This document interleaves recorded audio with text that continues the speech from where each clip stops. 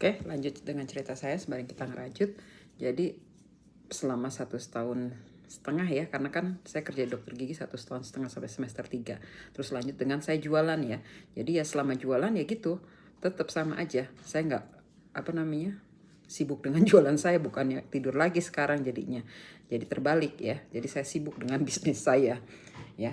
Pokoknya prinsipnya setiap ujian saya nggak boleh ngulang, karena kalau ngulang saya akan bayar untuk per SKS-nya ya, dan itu cukup lumayan mahal gitu loh. Akhirnya setiap hari itu saya jualan, terus udah gitu belanja, terus cap, potong-potong, siapin. Nah habis itu tidur, nanti tengah malam adik saya sama ibu saya tuh mereka ini deh bikin dagangan semua. Akhirnya jam 3 saya bangun. Seperti itu setiap hari, nggak ada yang berubah ya. Tapi ya itu, saya tetap semangat, nggak pernah namanya putus asa ya.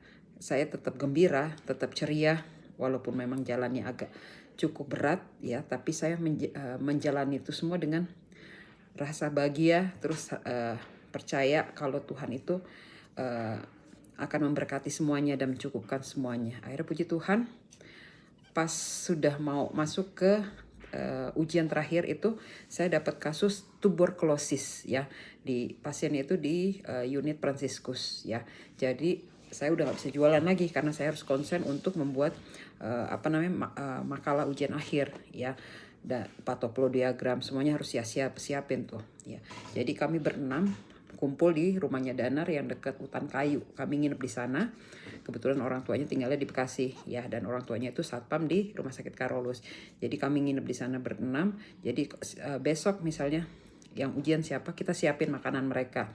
Kita bantu mereka untuk mereview semua yang bahan-bahan ujian untuk besok, menjelaskan patoplodiagram, terus kita tanya-tanya, pokoknya seperti itu, ganti-gantian sampai semuanya selesai 6 orang itu ya kan. Jadi kita saling bantu satu dengan yang lain sampai semuanya selesai. Akhirnya waktu saya tuh tiba ya, saya berdoa, Tuhan mampukan saya, Tuhan tahu batas kemampuan saya seperti apa. Saya yakin dengan pertolongan Tuhan tuh nggak ada yang mustahil, saya bisa lulus dengan nilai yang baik. Aku bilang, saya berdoa seperti itu ya. Akhirnya saya dapat ibu siapa ya, lupa saya, itu dosen pembimbing saya yang untuk ujian ya. Terus ujian selesai, udah nggak ada yang kuliah tuh, jadi ya stop deh, nggak bisa kerja ya. Saya juga lupa tuh kalau saya bisa kembali ke dokter gigi gitu, nggak ada pikiran juga ke sana. Akhirnya kita nunggu pengumuman tuh selama 1 minggu ya kalau nggak salah ya. Pengumuman itu ada